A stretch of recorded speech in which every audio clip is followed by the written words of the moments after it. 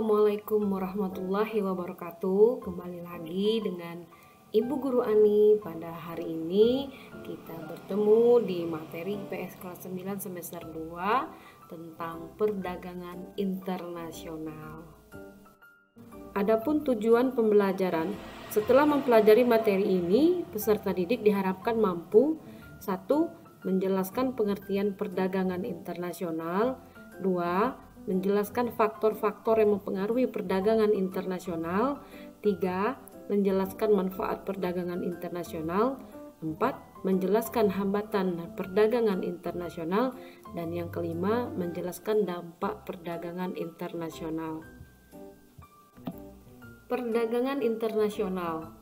Perdagangan internasional adalah kerjasama antara dua negara atau lebih dalam hal memenuhi kebutuhan dalam negeri.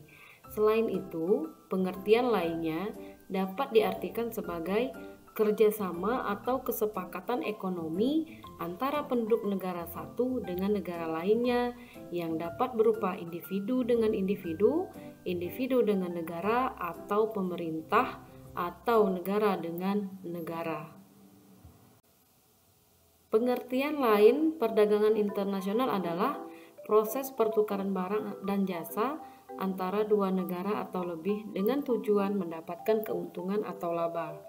Nah, perdagangan internasional ini merupakan salah satu indikator untuk dapat mengetahui maju atau tidaknya pertumbuhan perekonomian dalam negeri.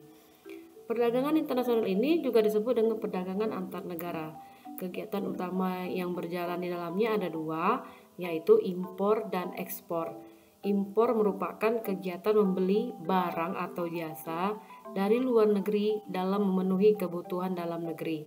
Sedangkan ekspor merupakan kegiatan menjual barang atau jasa kepada suatu negara untuk dipakai dalam memenuhi kebutuhan negara yang bersangkutan. Kegiatan impor dan ekspor inilah yang dapat meningkatkan kemajuan ekonomi. Keuntungannya didapatkan dari sektor impor, yaitu negara dapat memenuhi kebutuhan rakyatnya yang tidak bisa dipenuhi secara mandiri. Keuntungan dari sektor ekspor adalah meningkatkan pertumbuhan ekonomi dan mendatangkan devisa untuk negara. Karena itulah perdagangan internasional menjadi salah satu hal yang penting bagi kemajuan suatu negara. Perbedaan perdagangan internasional dengan perdagangan dalam negeri. Yang pertama kita lihat perdagangan dalam negeri. 1. Kegiatan dilakukan dalam wilayah suatu negara. 2. Pembeli dan penjual cenderung bertemu atau interaksi langsung. 3. Mata uang yang digunakan sama. 4. Tidak dikenai bea masuk, hanya retribusi. 5. Biaya angkut lebih murah. 6. Kualitas barang bervariasi.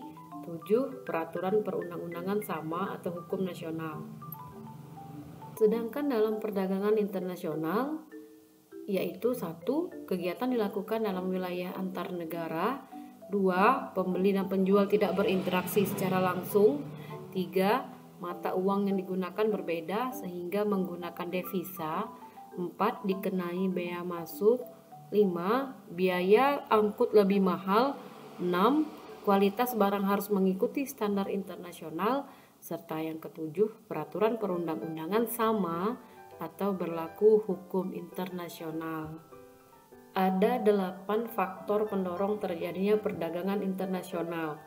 1. Perbedaan sumber daya alam. 2. Penghematan biaya produksi. 3. Pemenuhan kebutuhan nasional. 4. Peningkatan pemasukan negara. 5. Keinginan memperluas pasar. 6. Perbedaan penguasaan iptek. 7. Kondisi iklim yang berbeda. Dan yang terakhir, adanya kelebihan produk.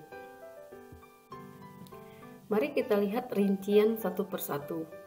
Yang pertama, perbedaan sumber daya alam. Tidak semua negara memiliki sumber daya alam yang sama. Sumber daya alam menjadi penting dan krusial karena merupakan bahan baku produk tertentu. Negara yang membutuhkan sumber daya alam itu akan mencari negara yang memiliki sumber daya alam tersebut.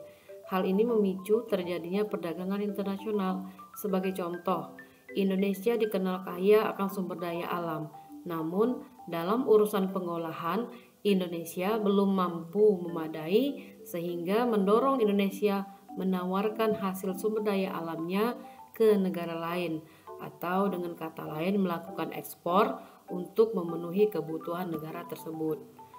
Yang kedua, kita lihat penghematan biaya produksi. Bagi negara yang belum memiliki ilmu pengetahuan dan teknologi untuk membuat sendiri produk seperti mobil dan handphone, pembuatannya akan menghabiskan biaya produksi yang jauh lebih mahal dibandingkan jika negara tersebut membelinya dari negara lain. Oleh karena itu, membeli produk seperti mobil dan handphone dari negara pembuatnya dapat menghemat biaya produksi. Yang ketiga, pemenuhan kebutuhan nasional. Ada kalanya suatu negara tidak mampu memenuhi suatu barang dan jasa yang menjadi kebutuhan penduduk, sehingga untuk memenuhinya suatu negara perlu mengimpor barang dan jasa tersebut dari luar negeri. Dengan demikian, kebutuhan produk dapat terpenuhi. Yang keempat yaitu perbedaan penguasaan teknologi. Penguasaan teknologi yang tidak merata pada tiap negara menyebabkan terjadinya perdagangan internasional. Negara dengan teknologi maju mampu menjual barang dengan harga murah kepada negara yang memiliki teknologi sederhana. Contohnya, Indonesia mengimpor mobil dari Jepang karena Jepang memiliki teknologi pembuatan mobil yang maju. Yang kelima, keinginan memperluas pasar. Perdagangan internasional dilakukan untuk memperluas pasar. Hal ini didasarkan pada teori bahwa memproduksi produk dalam skala besar dan dipasarkan di seluruh dunia bisa mendatangkan keuntungan yang juga besar. Yang keenam, peningkatan pemasukan negara.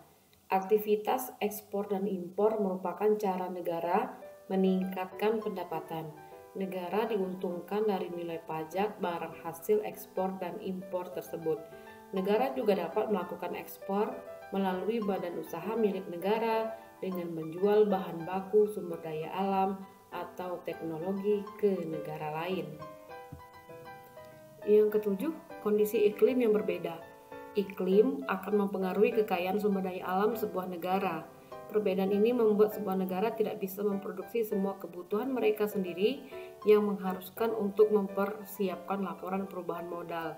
Maka dari itu, impor barang merupakan solusi cepat dalam menyelesaikan masalah keterbatasan kebutuhan. Yang terakhir yaitu adanya kelebihan produk. Faktor yang mendorong terjadinya perdagangan internasional ini adalah adanya kelebihan produk yang ada di dalam suatu negara. Saat pemenuhan kebutuhan akan suatu barang atau produk dirasa sudah cukup, suatu negara bisa mengekspor barang tersebut ke negara lain. Manfaat perdagangan internasional. 1. Menaikkan devisa negara. Manfaat perdagangan internasional adalah sebagai penambah devisa. Bagaimana caranya? Melalui pertukaran perdagangan dengan cara mengimpor maupun mengekspor barang yang ada di dalam ke luar negeri dan begitu pula sebaliknya. Yang kedua, pertumbuhan ekonomi. Pertumbuhan ekonomi atau kenaikan produk nasional bruto atau disingkat dengan GDP ini dihasilkan melalui faktor produksi milik warga negaranya yang tinggal di dalam maupun luar negeri, dan warga negara yang tinggal di dalamnya maupun yang tinggal di luar negeri ini tidak termasuk dalam GDP, jadi hanya faktor produksinya saja. Yang ketiga, mempengaruhi stabilitas harga ekspor. Stabilitas harga yang dimaksud merupakan cara pemerintah mempertahankan harga ketika terjadi fenomena inflasi yang mulai meninggi. Inflasi sendiri merupakan peningkatan ketersediaan uang sehingga dapat menyebabkan kenaikan harga barang. Manfaat perdagangan internasional yang keempat yaitu eksistensi tenaga kerja. Eksistensi tenaga kerja merupakan salah satu faktor yang dapat mempengaruhi kelancaran dari segala tindakan yang berhubungan dengan pengadaan barang maupun jasa. Pertumbuhan ekonomi yang terjadi di suatu negara dapat membuat perusahaan pengekspor akan menerima banyak pesanan, sehingga perusahaan akan membutuhkan tenaga kerja tambahan agar dapat menyelesaikan pesanan permintaan konsumen. Dengan menambah tenaga kerja, maka perusahaan tersebut juga membuka lapangan kerja baru yang dapat menyebabkan berkurangnya angka pengangguran di negara tersebut, sehingga dapat menguntungkan kedua belah pihak. Manfaat yang kelima yaitu memperoleh keuntungan internal dan eksternal. Kebijakan perdagangan internasional ini tentu memiliki tujuan untuk mendapatkan keuntungan secara internal maupun eksternal. Seperti yang telah dijelaskan sebelumnya, negara tidak akan mampu untuk memenuhi kebutuhan penduduknya apabila negara tersebut tidak melakukan kerjasama dengan negara lain dan hanya mengandalkan dana atau anggaran dari pungutan pajak saja. Oleh karena itu, untuk memenuhi kebutuhan penduduk, negara akan berusaha meraih keuntungan yang dapat diperoleh melalui persetujuan kerjasama perdagangan internasional antar negara. Keuntungan internal yang dimaksud merupakan keuntungan yang dapat dimiliki oleh sebuah perusahaan. Contohnya, seperti keuntungan yang didapatkan melalui banyaknya pesanan permintaan barang atau jasa dari luar negeri. Sedangkan keuntungan eksternal merupakan keuntungan spesialisasi yang diperoleh melalui fungsi dalam yang digunakan untuk mempertinggi keefektifan pengguna faktor produksi. Manfaat yang selanjutnya yaitu memenuhi kebutuhan negara lain. Kerjasama perdagangan internasional dapat membuat negara lain yang tidak memiliki barang maupun jasa yang diinginkan menjadi terpenuhi. Contohnya, Indonesia merupakan salah satu negara di Asia yang mengolah kedelai menjadi tempe, berbeda dengan negara di Eropa maupun Amerika. Oleh karena itu, dengan menjalin kerjasama dengan negara-negara di Eropa maupun Amerika, negara tersebut dapat memenuhi kebutuhan pangan nabatinya, yaitu kedelai yang diolah menjadi tempe. Begitu pula dengan sebaliknya. Perdagangan internasional yang dilakukan dan disetujui oleh kedua negara yang bekerja sama untuk memenuhi kebutuhan yang ada di negara lain. Ketika negara tersebut tidak dapat memproduksi kebutuhan yang dimaksud, alasan tak dapat memproduksi kebutuhan tersebut bisa bermacam-macam. Salah satunya adalah iklim negara yang berbeda. Selanjutnya, memperluas pasar.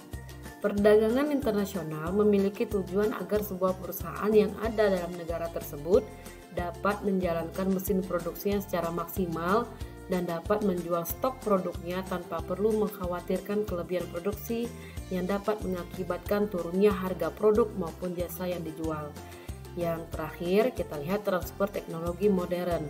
Perdagangan internasional juga dilakukan demi memperoleh keuntungan dalam hal teknologi modern yang tidak bisa atau belum diproduksi atau diperoleh dari dalam negeri, sehingga membutuhkan kerjasama dengan pihak luar.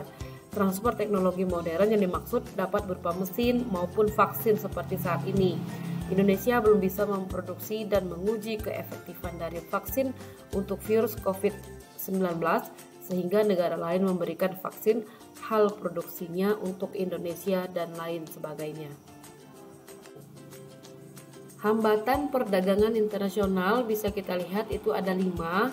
Yang pertama ada perbedaan mata uang, yang kedua pemberlakuan kebijakan perdagangan oleh pemerintah, yang ketiga kebijakan lembaga ekonomi internasional atau regional yang mementingkan negara anggotanya, dan yang terakhir terjadinya konflik atau peperangan. Istilah yang terdapat pada materi perdagangan internasional ini ada beberapa. Yang pertama kita lihat ekspor adalah penjualan komoditi ke negara lain dengan mengharapkan pembayaran dalam bentuk valuta asing. Yang kedua ada impor, adalah tindakan memasukkan barang atau komoditas dari negara lain ke dalam negeri. Yang ketiga ada proteksi, yaitu kebijakan untuk melindungi produk dalam negeri. Yang keempat ada tarif, yaitu kebijakan pajak atas barang ekspor dan impor. Selanjutnya ada politik dumping, adalah kebijakan menjual barang luar negeri lebih murah dibandingkan produk dalam negeri yang bertujuan untuk meningkatkan devisa negara. Kemudian ada kuota, adalah kebijakan untuk membatasi jumlah ekspor dan impor barang dari suatu negara. Serta yang terakhir ada subsidi, adalah negara bisa memberi bantuan keuangan pada suatu perusahaan atau industri untuk meningkatkan ekspor dan mengurangi impor. Dampak terjadinya perdagangan internasional. Perdagangan internasional memiliki dampak bagi masyarakat, yaitu dampak positif dan dampak negatif. Secara garis besar, dampak positif perdagangan internasional ini sama dengan manfaat perdagangan internasional, yaitu mendorong pertumbuhan ekonomi, menjadi sumber devisa negara, menambah lapangan kerja, menarik investor asing, kualitas produk semakin baik, dan lain sebagainya.